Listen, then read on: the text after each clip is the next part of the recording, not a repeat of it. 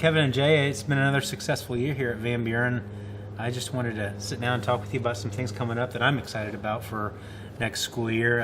One of those being the addition of our reading program, the Wonders Reading Curriculum. So it's pretty exciting for me because our staff has been clamoring for a consistent approach to literacy, and this is going to really offer us that ability to K through 5 ensure that our teaching is to be done with fidelity. So bear with us as we're learning through the process, and hopefully you guys will see the payoffs with that coming up. What are your thoughts on some of those things that we have coming up in the elementary? Any opinions?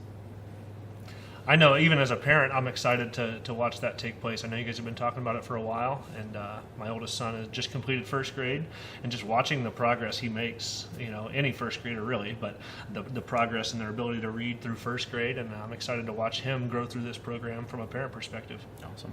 And sadly, my kids will be moving into sixth grade, so they won't get the benefits, but I know kind of capitalizing on the reading idea, in the middle school, we're going to implement a 30-minute reading time every day with our students, so that our language arts teachers are working to provide the material, but something that we've found over time is that a vast majority of our kids are not reading the number of pages they're supposed to be reading at their grade level. So in order to help promote that, we're going to have a greater variety of reading material for kids to choose from, and hopefully, create some people who enjoy, pleasure reading, and obviously they'll see that in their language arts classes too. Awesome. I had seen you tweeted that out, and that's very intriguing to me, and I hope to watch it grow through the middle school and, see what we can do to maybe continue a program such as that as kids progress up through the high school. I know our English department and working with Brian Brott and things like that as well have mentioned, it'll be interesting to see how this goes and, continue to give kids choice in what they read as much as we can, and hopefully instill that love of reading with all of our students. Yeah. Great. That sounds awesome.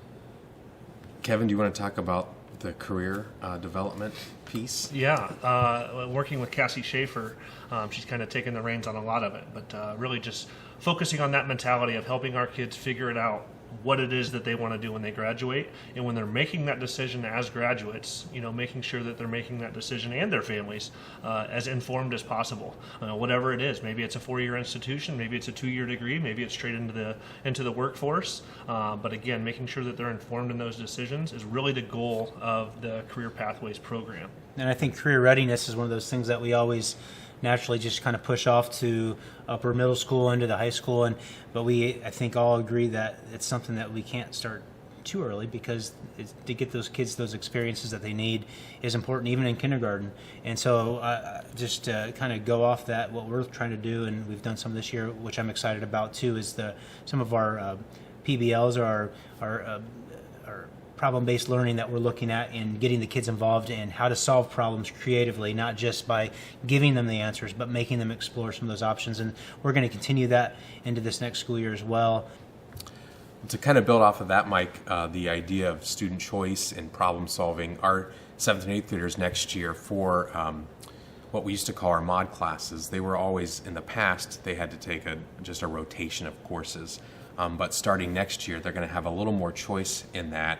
And by doing that, we were able to offer a wider variety of classes in art, technology, home resource management, or home ec as it used to be called, ag,